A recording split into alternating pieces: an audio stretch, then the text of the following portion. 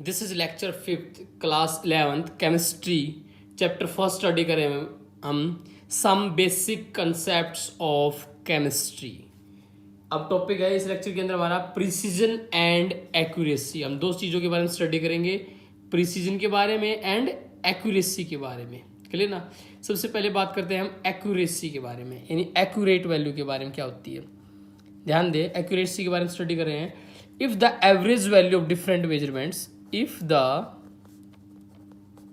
average value of different measurements, if the average value calculate करते हैं अलग अलग मेजरमेंट की, is close to the correct value, then measurement is said to be accurate। तो measurement क्या कहलाएगा आपका? एक्यूरेट कहलाएगा। If the average value of different measurements, अगर अलग अलग मेजरमेंट्स की जो डिफरेंट वैल्यूज हैं, सॉरी एवरेज वैल्यू है, the average value of different measurements, उनकी जो एवरेज वैल्यू वो क्लोज है किसके? करेक्ट वैल्यू के। इसका मतलब आपकी जो मेजरमेंट है वो क्या है? एक्यूरेट है। क्लियर भाई? कैसे? For example, let x1, x2, x3, x4, x5 measurement हमारे, तो इनकी जो एवरेज है x एवरेज वो क्या होगी? x1 plus x2 plus x3 plus x4 plus x5 divide by 5। किससे डिवाइड करेंगे? 5 से। और ये वैल्यू इक्वल आती है हमारी किसके? गिवन वैल्यू, जो हमारी गिवन वैल्यू दे रखी करेक्ट वैल्यू के इक्वल आती है, क्लोज आती है, अप्रोक्सीमेट क्लोज आती है। क्लियर? तो आपका जो मेजरमेंट है वो क्या है? आपका मेजरमेंट क्या है? एक्यूरेट है। That means your measurement is accurate. अगर आपकी average value of different measurements equal है गिवन वैल्यू या करेक्ट वैल्यू के लिए, या अप्रोक्सीमेटली इक्वल है, तो आपका मेजरमेंट क्या है? एक्यूरेट है। क्लियर ना? Your measurement is accurate. Next one thing क्या है? प्रिसाइज। वो क्या होता है? If the values of different measurements are close to each other,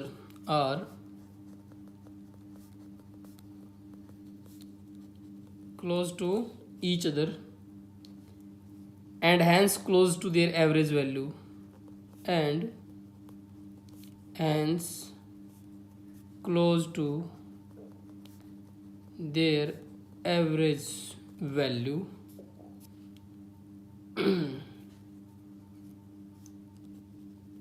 then the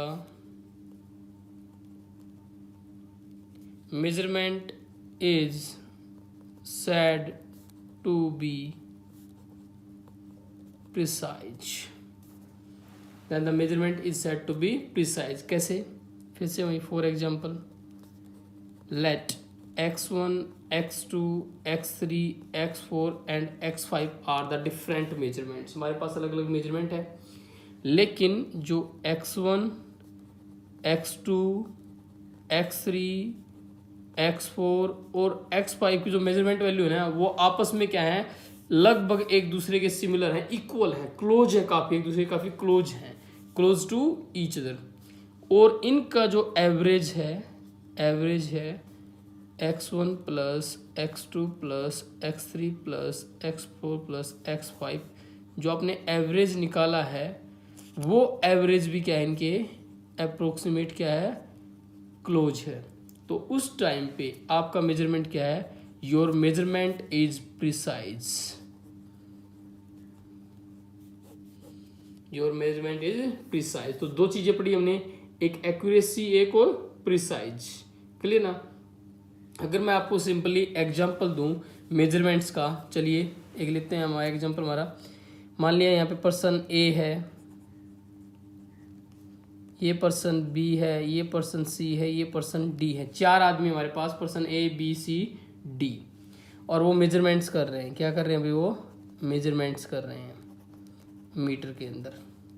और उन्होंने हमें डिफरेंट वैल्यू दी, मान लिया 1 2 3 4 5, 5 वैल्यू दी, और यहाँ पे क्या है हमारी average value.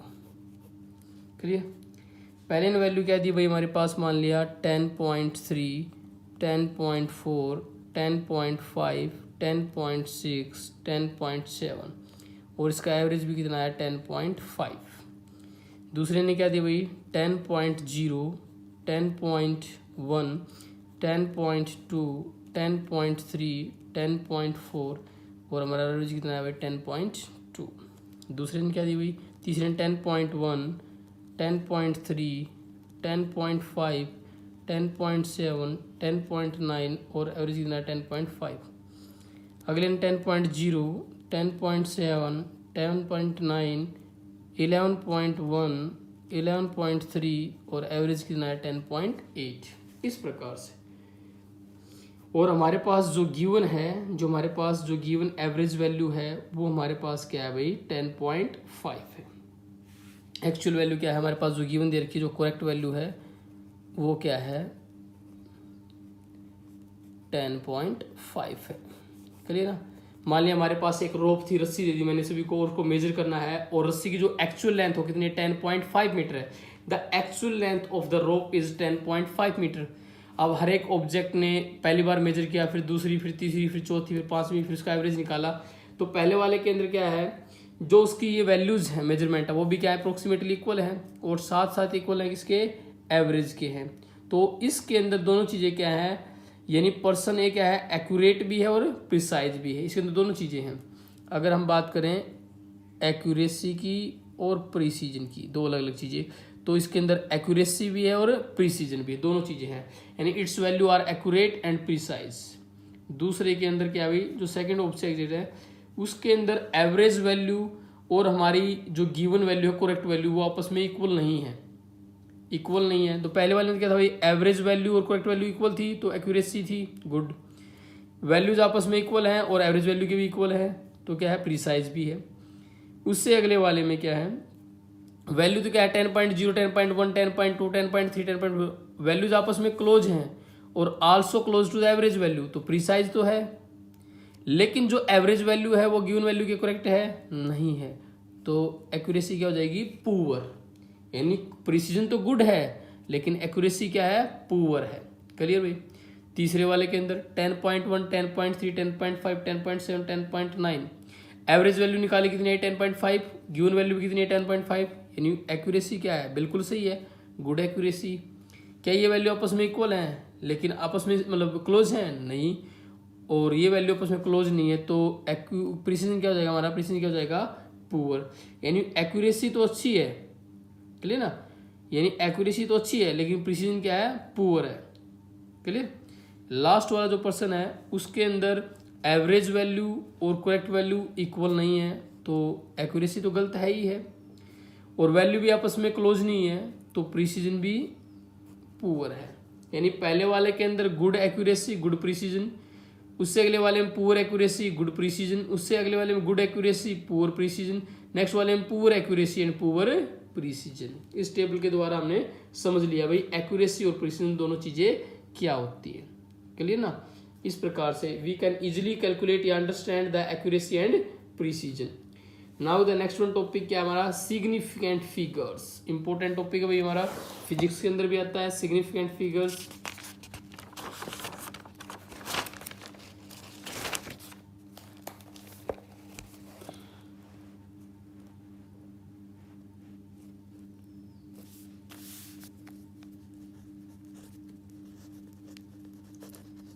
Significant figures important topic है हमारा, सिग्निफिकेंट फिगर्स। यानी सिग्निफिकेंट फिगर्स होते क्या, what are the significant figure, the total number of digits present in a number including the last digit whose value is scientifically uncertain is called as the number of significant figures। यानी total number of digits जो किसी number में present है including last digit को भी include करके, whose value is uncertain is called as the number of significant figure। ध्यान दे, the total number of digits present in a number including last digit also, whose value is uncertain, whose value is uncertain, is called as the number of significant figures. significant figures वो क्या कहलाते हैं हमारे भाई? significant figure कहलाते हैं. Clear ना? क्या कहलाते हैं भाई? significant figure. फॉर एग्जाम्पल मैं आपको कोई नंबर दे दूँ 14.26934, तो 1 2 3 4 5 6 7, तो नंबर ऑफ सिग्निफिकेंट फिगर कितने? इतने 7 हैं. क्लियर ना भाई? और कोई मैं नंबर दे दूँ आपको 2.98601, तो 1 2 3 4 5 6, कितने सिग्निफिकेंट फिगर है भाई? 6. इस प्रकार से क्या है? Significant figures. अब इसके लिए कुछ रूल्स भी हैं for determining the significant figures. Rules for determining the number of significant figures. Rules for determining the number of significant figures. अब significant figures को डिटरमाइन करने के लिए रूल्स क्या क्या होते हैं? Rules for determining the number of significant figures. तो रूल नंबर फर्स्ट, पहला रूल क्या होता है हमारा? रूल नंबर फर्स्ट रूल क्या है? All non zero digits, all non zero digits as well as all zeros present between two non-zero digits are always significant. क्या होती हैं? हमेशा significant. यानी सारी की सारी नॉन जीरो डिजिट्स, चाहे वो 1 2 3 4 5 6 7 8 और 9, और जितनी भी जीरोज हैं आती हैं नॉन सिग्निफिकेंट डिजिट के बीच में, सारे की सारी क्या होती है? सिग्निफिकेंट. कैसे भाई? फॉर एग्जांपल हमारे पास है 6 7 9, तो 1 2 3, कितने सिग्निफिकेंट फिगर है? 3. अगर हम बात करें 5004, तो 1 2 और इन दोनों के बीच में जीरो हो भी काउंट होंगी, तो 1 2 3 4. बताया था ना, दो नॉन जीरो डिजिट के बीच में जितनी भी जीरो आएंगी वो भी क्या होंगी? सारी सिग्निफिकेंट इन नेचर. तो 1 2 3 4, तो कितने हो जाएंगे भाई? 4 हो जाएंगे. और ले लीजिए 2.0056, तो 1 2 3 4 5, कितने हो जाएंगे भाई? 5 सिग्निफिकेंट फिगर. क्लियर? या 0.09021, तो ये तो काउंट नहीं होगी. अब इन दोनों के बीच में ये है, तो 1 2 3 4, कितनी हो जाएंगी? 4 significant figures.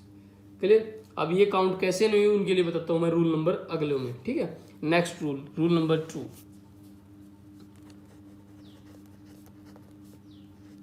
Rule number 2, rule number second भाई हमारा, zeros to the left of the first non-zero digit in a number are not significant. क्या होता है? zeros to the left of first non-zero digit are always non-significant in nature. क्या होती है वो? Not significant, वो काउंट नहीं होती. कैसे भाई?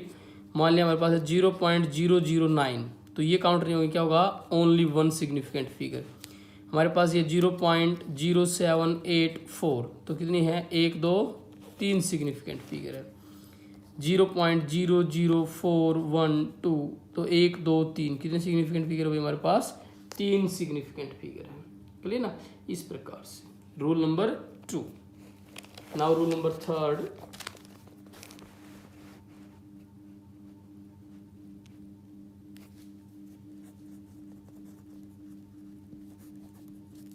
रूल 3 क्या है भाई इसके अंदर?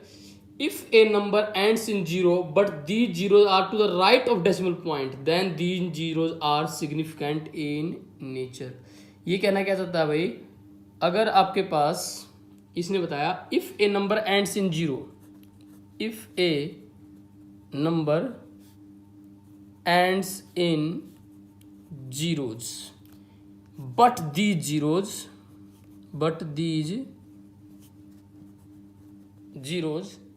are present to the right of the decimal point, are present to the right side of decimal point, right side of decimal point.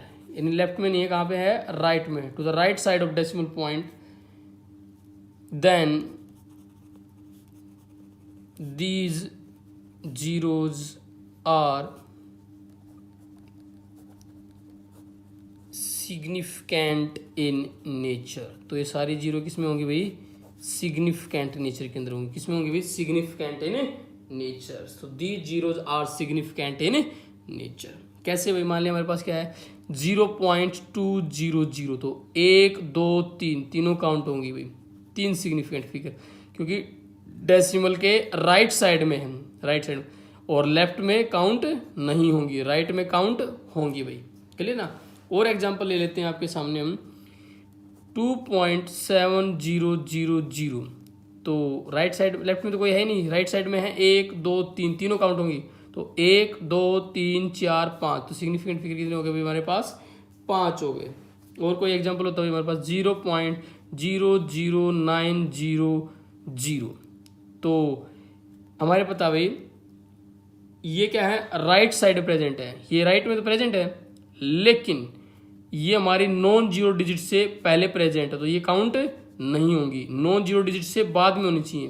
Clear ना. पहली नॉन जीरो डिजिट ये हमारी, पहली नॉन जीरो डिजिट के लेफ्ट में जितनी भी होंगी वो काउंटेबल नहीं होंगी, चाहे वो डेसिमल पॉइंट के राइट साइड में बेशक से हो, लेकिन नॉन जीरो डिजिट के लेफ्ट वाली काउंट नहीं होंगी, नॉन जीरो डिजिट के लेफ्ट वाली काउंट नहीं होंगी. तो 1 2 3, तो ये तीनों काउंट होंगी, कितने हो जाएंगे सिग्निफिकेंट फिगर, 3. और कोई एग्जांपल ले लीजिए 0.00071, तो ये वाली काउंट नहीं होंगी, बिकॉज चाहिए डेसिमल के राइट साइड में हो, लेकिन नॉन जीरो डिजिट की क्या है ये सारी लेफ्ट में, और यहाँ पे कोई हमारी नॉन जीरो डिजिट नहीं है, तो 1 और 1 2 सिग्निफिकेंट फिगर. क्या होंगे भाई हमारे, 2 significant figure. Rule number 4,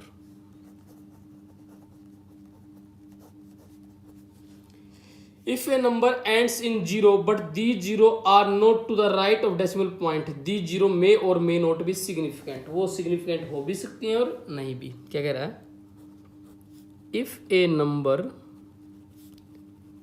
ends in zero but these zeros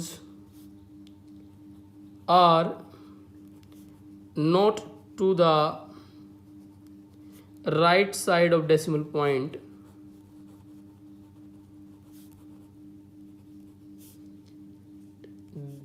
then these zeros may or may not be significant. वो सिग्निफिकेंट हो भी सकती हैं और नहीं भी हो सकती हैं. करिए ना, वो सिग्निफिकेंट हो भी सकती हैं और नहीं भी हो सकती है. कैसे, अगर मान लिया मैं आपको कोई एग्जांपल दूं, फॉर एग्जांपल एक नंबर है 100500, तो सिग्निफिकेंट फिगर ने 1 2 3 4 5, आप क्या बोलोगे कि सर 5 सिग्निफिकेंट फिगर है. इसकी बजाय अगर मैं इसको ये ऐसे लिख देता कि 1.05 क्रॉस 10⁴, तो ये क्या है, एक्सपोनेंट वैल्यू है. क्या वैल्यू है, एक्सपोनेंट वैल्यू, या एक्सपोनेंशियल नोटेशन भी बोल देते हैं इसको, एक्सपोनेंशियल नोटेशन या साइंटिफिक नोटेशन. क्लियर ना. और दिस नोटेशन कैसे डिनोट होता है भाई, याद रखना, बता देता हूँ मैं आपको, n क्रॉस 10⁻n की फॉर्म में होता है. ये n क्रॉस 10⁻n की फॉर्म में होता है. This is known as the exponentiation notation या साइंटिफिक नोटेशन. साइंटिफिक नोटेशन, और क्या बोल देते हैं इसको, एक्सपोनेंशियल नोटेशन।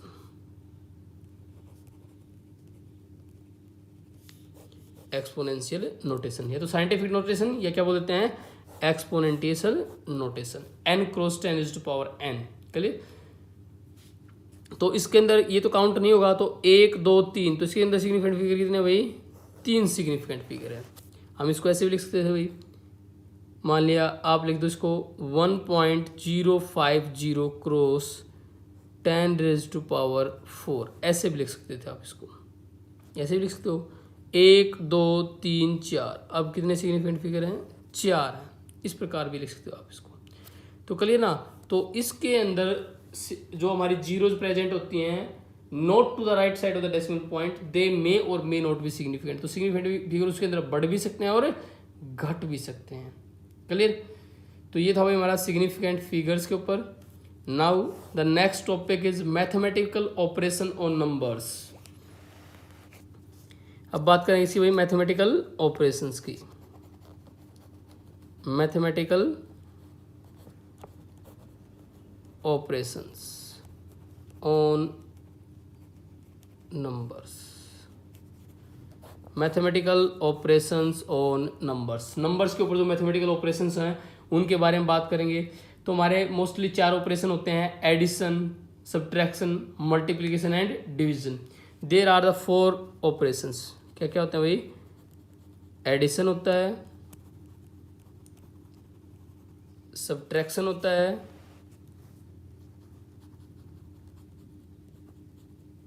मल्टीप्लिकेशन होता है एंड क्या होता है भाई, डिवीजन होता है। क्या होता है, डिवीजन। तो 4 ऑपरेशन होते हैं, addition, subtraction, multiplication and last one is the division. These are known as the mathematical operations. Clear ना। इनको हमने सोल्व करना है, इनका यूज करना है क्वेश्चंस को सोल्व करते वक्त। क्लियर ना। चलिए स्टार्ट करते हैं।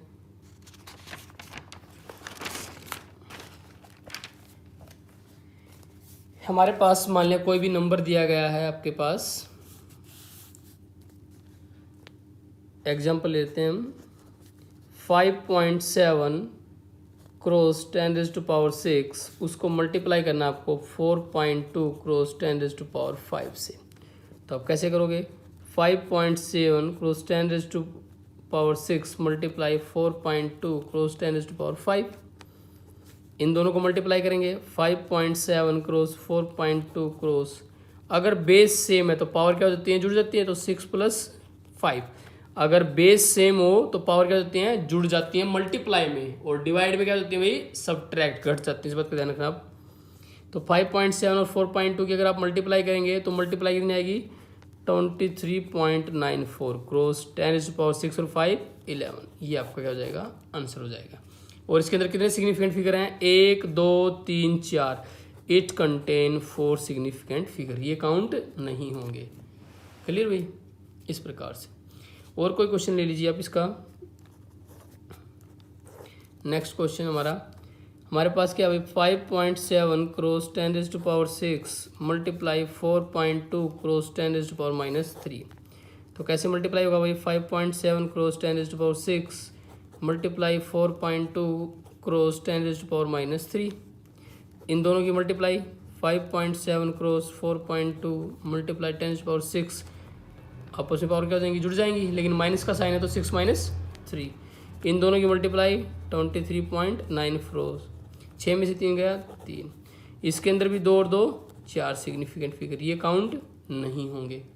चलिए ना। इस प्रकार से सोल्व करने होते हैं। अगर हमारे पास डिवाइड के अंदर हो, डिवाइड के अंदर कैसे करेंगे, अगर मान लिया 5.7 क्रॉस 10⁻6 आपको डिवाइड करना है 4.2 क्रॉस 10⁻³ से, तो आप कैसे करेंगे, 5.7 क्रॉस 10⁻6 डिवाइड 4.2 क्रॉस 10⁻3। तो 5.7 को डिवाइड करेंगे किससे भाई, 4.2 से, और बेस सेम है तो डिवाइड में पावर ऊपर जाएगी तो ये +3, ऊपर जाएगी तो -3। पावर क्या होती है, अगर आपके बेस सेम है, डिवीजन है, तो पावर नीचे से ऊपर जाएगी तो साइन विल चेंज, तो पॉजिटिव से क्या हो जाएगी, नेगेटिव, 6 - 3। और इन दोनों का जो डिवीजन है वो कितना आता है, 1.357 क्रॉस 10⁻3। इसमें कितने सिग्निफिकेंट फिगर है भाई? 4 सिग्निफिकेंट फिगर है।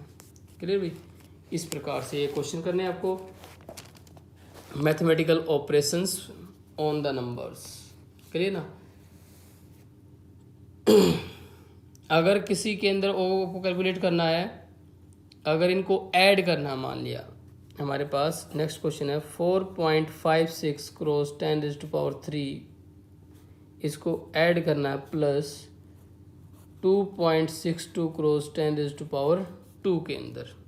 तो पहले तो दोनों की पावर क्या होनी चाहिए? मैच होनी चाहिए। इसकी पावर 3 है तो इसकी पावर 2 है, तो दोनों को 3 में कन्वर्ट कर लो या दोनों को 2 में।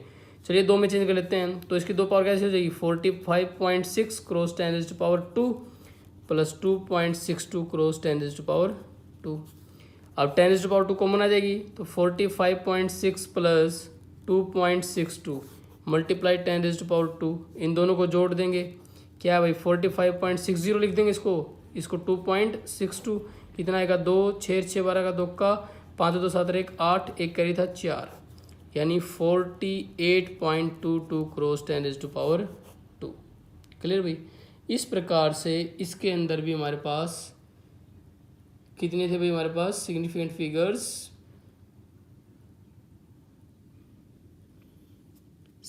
फिगर्स, आर 2 और 2 4। इसके अंदर भी कितने भाई?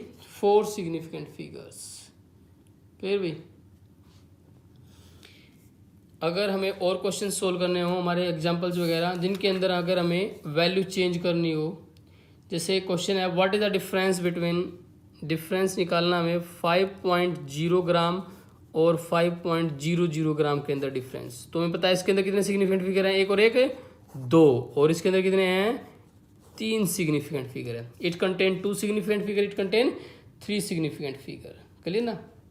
इस प्रकार से, और जिसके जितने ज़्यादा सिग्निफिकेंट फिगर होंगे वो वैल्यू उतनी ज़्यादा क्या होगी? प्रिसाइज होगी।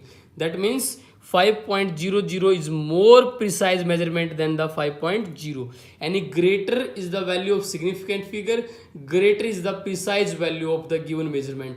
तो दिए गए मेजरमेंट की वैल्यू क्या होगी? ज़्यादा प्रिसाइज होगी। क्लियर?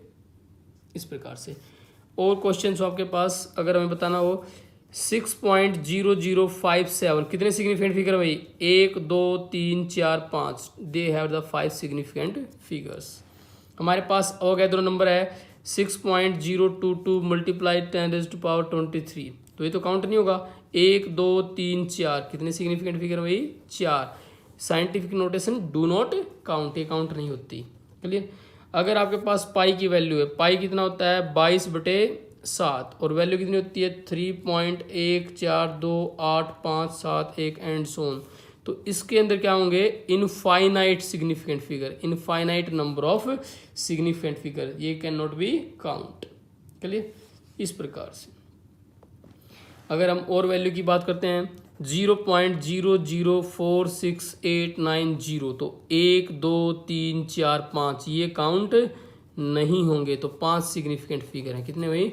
5 सिग्निफिकेंट फिगर हैं। और कोई अगर हमारे पास नंबर होता है 70000, तो कितने होते हैं भाई? 2 और 4 6, कितने सिग्निफिकेंट फिगर होते हैं भाई हमारे पास? 6 सिग्निफिकेंट फिगर्स। अगर इसी को हमें एक्सप्रेस करना होता 2 सिग्निफिकेंट फिगर के अंदर, तो हम क्या लिख देते इसको? 7.0 क्रॉस 10⁻5, क्योंकि 1 2 3 4 5। अब इसमें कितने फिगर हैं? सिग्निफिकेंट फिगर 2 हैं। इसको हम ऐसे लिख सकते हैं 7.00 क्रॉस 10⁻5। अब कितने सिग्निफिकेंट फिगर हैं? 3 हैं। हम इसको ऐसे लिखते हैं 7.000 cross 10⁻5, it contain the 4 significant figure. आप कैसे भी एक्सप्रेस कर सकते हो, आपकी मर्जी। चलिए ना? This is complete about our significant figure, mathematical operations and precision and accuracy. Clear?